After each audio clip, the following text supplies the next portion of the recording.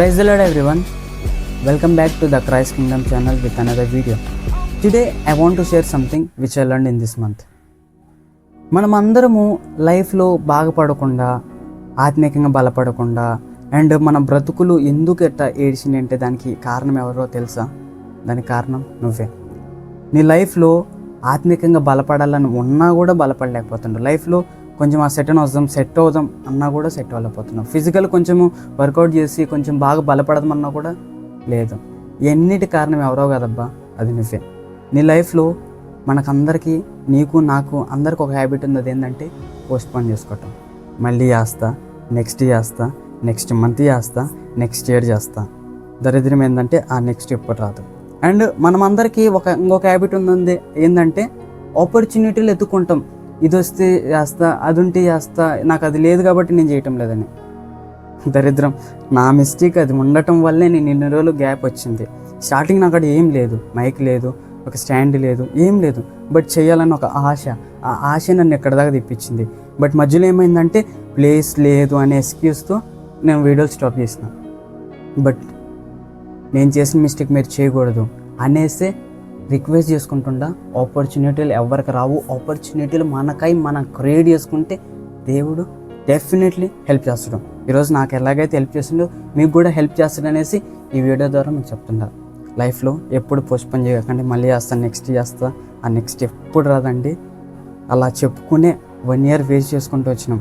Next year కూడా కాదు, కొన్ని రోజుల్లో రాబోతుంది. ఇలానే చేసుకుంటూ పోతే ఆ ఇయర్లు అని చెప్పి మన లైఫే పోద్ది తప్ప మనం మాత్రం బాగుపడలేం. వచ్చేది ఆ చావు. ఆ చావుకు ముందే మనం ప్రిపేర్ అయ్యి ఉంటేనే లైఫ్లో ఏదో ఒకటి సాధిగలుగుతాం. ఐ హోప్ అర్థమైంది అనుకుంటా. So without wasting hour time, let's get in to our main topic. మన మెయిన్ టాపిక్ వచ్చేస్తే ప్రతి ఒక్కరికి కనపడుతుంది, రీల్స్లో కనపడుతుంది, బయట సరౌండింగ్లో కనపడుతుంది. అది ఏంటంటే ట్రెండింగ్ న్యూస్లో నడుస్తుంది ఏంటంటే క్రిస్మస్. కొంతమంది స్టార్ ప్రిపేర్ చేయడంలో బిజీగా ఉంటారు, కొంతమంది స్కిట్లు ప్రాక్టీస్ చేయడంలో బిజీ ఉంటారు, కొంతమంది పిండి వంటలు ఎలా చేసుకోవాలి, ఏం చేసుకోవాలనే ప్రిపరేషన్, కొంతమంది ఇల్లు ఎలా అలంకరించుకోవాలనేసి పెయింటింగు, క్లీనింగ్ అనేసి ఇంకా చెప్పుకుంటా పోతే ఇన్ని ఉంటాయి. బట్ నిజంగా మనం చేసే క్రిస్మస్లో ఇవన్నీ ఆత్మీయంగా ఏమన్నా ఉపయోగం ఉండే? నేను ఇక్కడ ఎవరిని తిట్టడం లేదు ఈ వీడియోతో. ఒకటే చెప్తున్నా, మీరు చేస్తున్న ప్రిపరేషన్లో 1-2 విషయాలు ఉంటాయి గుర్తుపెట్టుకోవాల్సింది. ఈ 2 విషయాలు కానీ మీరు ఆన్సర్ చేసుకోగలిగితే ఏ గొట్టంగాడికి ఎవరికి మీ ఎక్స్ప్లెనేషన్ ఇవ్వని అవసరం లేదు. అదేంటంటే ఫస్ట్ ఆఫ్ ఆల్ మీరు చేస్తున్న సెలబ్రేషన్లో మేబీ అది స్టార్ కట్టడమైనా, డ్యాన్స్ అయినా, స్కిట్ అయినా, క్యారల్స్ అయినా, పిండి వంటలైనా, ఏదైనా కూడా చెప్పుకోండి.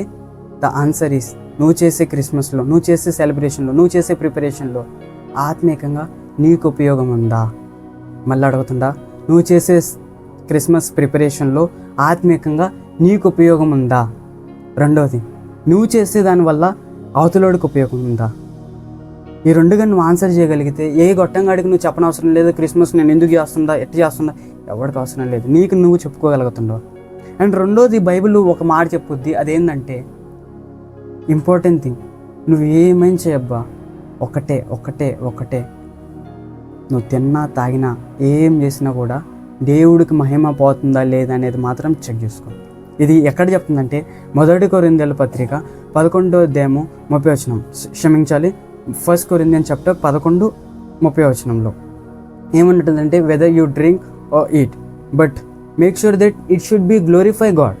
నువ్వు కానీ దేవుడికి మహిమ కలిగేటట్టు ఏ పని చేసినా కూడా యు ఆర్ వన్ అగైన్. అదే ఆయనకు కావాల్సింది. నువ్వు ఏమని చేయి, ఇట్ డజంట్ మ్యాటర్ నువ్వు ఎంత ఇది చేస్తావు. నువ్వు 10 మంది 10 రకాలుగా అనుకుంటారు. బట్ ఇవన్నీ కాదు మనకి. మనం చేసే పనిలో దేవుడికి మహిమ ఉందా లేదా అనేది సమస్య. ఇది మైండ్లో టెక్ చేసి పెట్టుకో. నువ్వు చేసే క్రిస్మస్లో ఎంటర్టైన్మెంట్ కానీ, క్యారల్స్ అని, అల్లరితో కూడిన ఆటపాటలు కానీ ఇలా చెప్పుకుంటా పోతేనండి, ప్రతి ఒక్కరు చేసే క్రిస్మస్లో మన ఎంజాయ్మెంట్ ఉంది, మన ఎంటర్టైన్మెంట్ ఉంది. అసలు నిజమైన క్రిస్మస్ ఇదేనా? ఈ వీడియోతో అడుగుతుండా. అసలు ఆయన వచ్చిన పర్పస్ అన్యులకి ఎంతోమందికి తెలియదు, వాళ్ళకి తెలియజేస్తున్నామా? లేదా మనకు తెలుసని మనమే అవివేకంతో మనమే చెప్పుకుంటూ మేరీ క్రిస్మస్, హ్యాపీ క్రిస్మస్ అని ఆయన వచ్చిన అసలు రీజను అనేకులకి తెలియజేస్తున్నామా? ఆయన వచ్చిండు, నేడు పుట్టినాడు కాదు, ఆయన నాడు పుట్టినాడు ఇప్పుడు పుట్టాల్సింది మీ బ్రతుకులు అనేసి క్రిస్మస్ అని చెప్తున్నామా లేదు చెక్ చేసుకోండి. అండ్ ఇవన్నీ పక్కన పెడితే అందరూ కొంతమంది కొన్ని గ్రూప్స్ ఎట్టుంటాయి అంటే క్రిస్మస్ చేయకూడదని, కొంతమంది అంటారు క్రిస్మస్ చేయాలని, కొంతమంది హిస్టరీ అసలు క్రిస్మస్ ఎలా వచ్చిందని కొంతమంది కన్ఫ్యూజన్, కొంతమంది అసలు బైబిల్లో క్రిస్మస్ ఎట్ ఉంది అని కొంతమంది కన్ఫ్యూజన్, అసలు క్రిస్మస్ ఎలా చేయాలని కొంతమందికి అయితే అసలు ఏ గొడవ లేదు. క్రిస్మస్ అంటే దమ్ బిర్యానీ డీజే పెట్టుకున్నామా, క్యారల్స్కి పోయినామా అయింది. బట్ ఇవన్నీ కాదు. యాజ్ మనకి దేవుడు ఒక గొప్ప భాగ్యం ఇచ్చిండు. ఏంటంటే మనకాడ చదువుకునేదానికి మంచి బైబిల్ ఇచ్చిండు, చదువుకునేదానికి జ్ఞానం ఇచ్చిండు. ఆ జ్ఞానాన్ని యూజ్ చేసుకొని ప్రార్థన చేసుకొని చక్కగా బైబిల్లో అసలు నిజంగా ఇదేనా బైబిల్ చెప్తుంది అనేసి చెక్ చేయాల్సిన బాధ్యత. ఎందుకంటే మనకాడ జ్ఞానం ఉంది, మనకాడ ఆపర్చునిటీ ఉంది.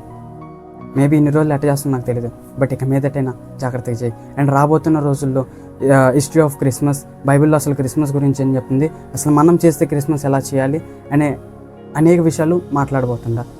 సో నా ఇంటెన్షన్ లేకపోతే నా మాటలలో ఏమన్నా మీకు బాధ కలుగుంటే క్షమించండి. అండ్ నెక్స్ట్ వీడియో ఏం కావాలో ప్లీజ్ డూ కామెంట్. అండ్ అర్థమైంది అనుకుంటుండా. So wish you all merry Christmas. Thank you for watching.